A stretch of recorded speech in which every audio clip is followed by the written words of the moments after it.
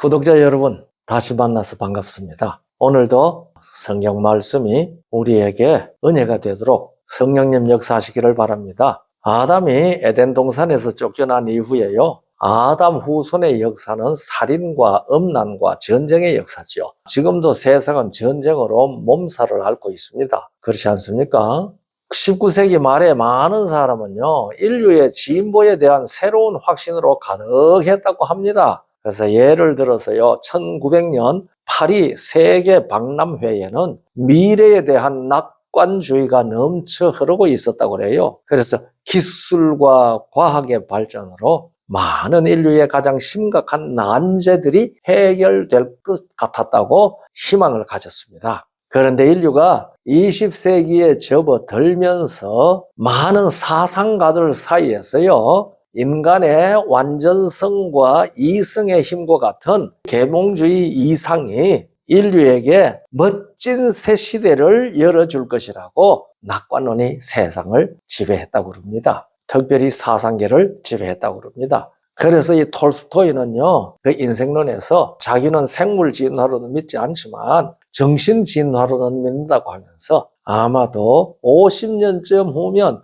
이 세상은 행복으로 충만할 것이다, 그렇게 했는데 그가 1910년에 죽었거든요. 톨스토이 지금 부활해가 세상 보면 뭐라고 할 것 같아요? 정신 진화? 아니구나, 퇴화구나. 내가 영 잘못 짚었네, 그렇게 말하지 않겠습니까? 그리고 1차 대전이 일어나면서 이러한 꿈은 산산조각 순식간에 깨뜨려졌습니다. 그래서 20세기 말까지요, 2억 명 이상의 사람들이 전쟁으로 목숨을 잃었습니다.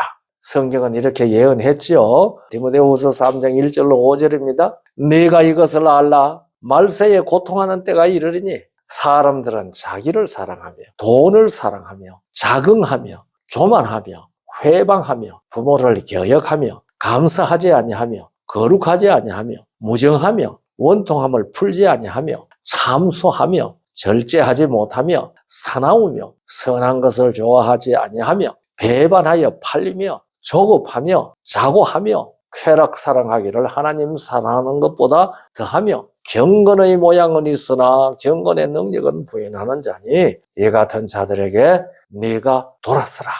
사도 바울이 믿음의 아들 디모데에게 편지했거든요. 이게 신약 성경에 기록된 사도 바울의 서신 중에 마지막 서신입니다. 그러니까 60년대 중반에 기록한 것이거든요. 그런데 오늘날 이 얘기를 얼마나 분명하게 기록해 놓고 있는 것입니까? 이 죄와 사망이 어떤 결과를 향하여 치닫고 있는지 오래전에 이렇게 예언을 했습니다. 기원 66년경에 이게 기록했는데요. 그러니까 지금으로부터는 1960년 전에 역사의 진행을 따라 도덕성이 어떻게 타락할 것인지 현재를 보면서 기록한 것처럼 생생하지 않습니까? 사람이 영생을 잃어버리자 곧 썩는 현상이 일어났습니다. 그 썩는 현상이 범죄라는 형태로 나타나는 겁니다. 사람을 사로잡았습니다. 그래서 창세기 6장 5절에는 여호와께서 사람의 죄악이 세상에 관영하다는 말 무슨 말인지 아시죠? 차고 넘친다는 말입니다. 그 마음의 생각의 모든 계획이 항상 악할 뿐임을 보시고, 참 분명하죠. 오늘날 세상이 바로 그렇잖아요. 오늘날 인간의 형상이 이렇습니다. 왜 묻지마 살인이 일어나고 왜 묻지마 폭력이 일어납니까? 희한하지 않아요? 사람의 마음의 생각이 항상 악하기 때문에 그렇습니다. 그것을 로마서는 상실한 마음이라고 그렇게 말씀하지 않았습니까? 그래서 이 사탄은 전쟁을 일으키는 원흉입니다. 이 사탄이 일으키는 전쟁은 하늘에서 시작됐죠. 계시록 12장 7절로 9절까지 읽어보면은 하늘에 전쟁이 있는데 미가엘과 그의 사자들이, 이 사자들이란 말이요, 헬라말로 앙겔로스거든요. 그러니까 미가엘과 그의 천사들이, 앙겔로스는 천사입니다. 여기에서 나온 영어가 엔젤이잖아요. 용으로 더불어 싸우는데 용과 그의 앙겔로스, 용과 그의 천사들도 사자들도 싸우나 이기지 못하여 다시 하늘에서 그들이 있을 곳을 얻지 못하고 용이 내어 쫓겼어요. 이게 곧 마귀라고도 하고 사단이라고도 하는데 하는 짓이 뭔가요? 온 천하를 꿰는 자입니다. 그래서 사탄의 천사 이런 말을 쓰면 이상하게 느껴지잖아요. 우리는 천사라고 하면은 착하고 선하고 뭐 이런 인상인데요. 성경에는요, 사탄의 천사, 용의 앙겔로스 이렇게 되어 있거든요. 그러니까 이걸 천사라고 얘기해도 되지요. 최초의 전쟁을 일으킨 원흉이 이 지구로 왔으니까 이 지구는 당연히 전쟁하는 위성이 되었지 않겠습니까? 그렇죠? 그래서 지구의 역사는 개인 사이의 싸움을 위시해서 종족 간의 전쟁, 나라 간의 전쟁, 이렇게 전쟁으로 이어집니다. 1900년이 시작할 때 희망이 부풀었던 세계는 1914년에 1차 대전이 발발하면서 그 희망은 산산조각이 났고 전쟁을 막으려고 만들어진 조직이 국제연맹입니다. 그런데 이것은요, 전쟁을 막지도 못했고 2차 대전이 또 일어났죠. 그래서 이것은 1946년에 해체되었습니다. 나라 간의 전쟁을 막는데 아무 역할을 못했습니다.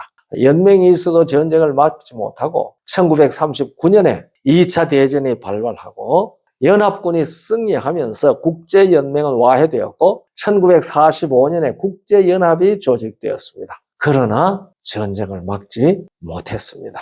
그런데 이 전쟁은 예수께서 재림하시는 날까지 계속될 겁니다. 예수님께서 마태복음 24장에 예수님이 재림하시기 전까지 세상의 역사에 대해서 예언하면서 난리와 난리의 소문이 이어질 것이고 민족과 민족 사이에 나라와 나라 사이에 전쟁이 있을 것이라고 하셨는데 그대로 되잖아요. 옛날에 전쟁 수가 많았겠습니까? 요즘 전쟁 수가 많습니까? 오늘도 지금 전쟁하고 있죠. 러시아와 우크라이나 전쟁도 그렇고요. 이스라엘과 하마스 전쟁도 그렇고요. 어디서든지 지금 전쟁입니다. 전쟁 없는 곳이 없습니다. 전쟁이 없는 곳이 있으면 그 이상한 것이죠.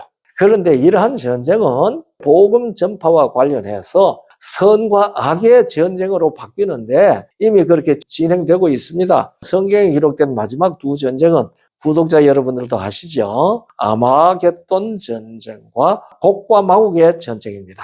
아마겟돈 전쟁과 곡과 마곡의 전쟁은 새 예루살렘을 향하여 도전하는 사탄의 도전입니다. 그리고 세상은 생명의 승리로 사망이 완전히 멸망할 때 끝나고 에덴에서 잃었던 화평과 영원함이 회복이 될 겁니다. 이 세상에 전쟁 없는 때를 기대하는 것은 이건 이제 몽상이 되는 것이죠. 꿈입니다. 그런데 전쟁이 없을 때가 없어요. 그래서 아마겟돈 전쟁, 아마겟돈 소리 잘하죠. 그런데 아마겟돈 전쟁은 예수님 재림하시기 직전에 있는 전쟁이고 곡과 마곡의 전쟁은 예수님 재림하신 후에 천년기가 지난 다음에 일어나는 전쟁입니다. 그런데 계시록 19장 12절로 16절을 보면은 또 여섯째가 그 대접을 큰 강 유브라데의 소돔에 강물이 말라서 동방에 쏘는 왕들의 길이 예비되더라. 또 내가 보면 개구리 같은 새 더러운 영이 용의 입과 짐승의 입과 거짓 선지자의 입에서 나오니 저희는 귀신의 영이라 이적을 행하여 온 천하 임금들에게 가서 하나님 곧 전능하신 이의 큰 날에 전쟁을 위하여 그들을 모으더라. 연합시킨단 말입니다. 연합시킨다. 보라 내가 도적같이 오리니 누구든지 깨어 자기 옷을 지켜 벌거벗고 다니지 아니하며 자기의 부끄러움을 보이지 않은 자가 복이 있도다. 새 영이 히브리어로 아마겟돈이라 하는 곳으로 왕들을 모으더라. 이걸 아마겟돈 전쟁이라 그럽니다. 아마겟돈이 무슨 뜻인지 이것은 지금 제가 계시록 해석하는 거 아니니까 설명해 줄 수가 없죠. 그러니까 아마겟돈 전쟁 이것은 이 지구상에 예수님께서 재림하시기 전에 있을 마지막 전쟁입니다. 그리고 예수님께서 재림하시고 공중에서 성도들은 올라가고 천년 동안 예수님과 함께 왕노릇하고 제사장 노릇하며 심판하시는 이 얘기가 계시록 20장 4절로부터 6절까지 기록되어져 있습니다. 그래서 계시록 20장 7절로 9절에 이렇게 말합니다.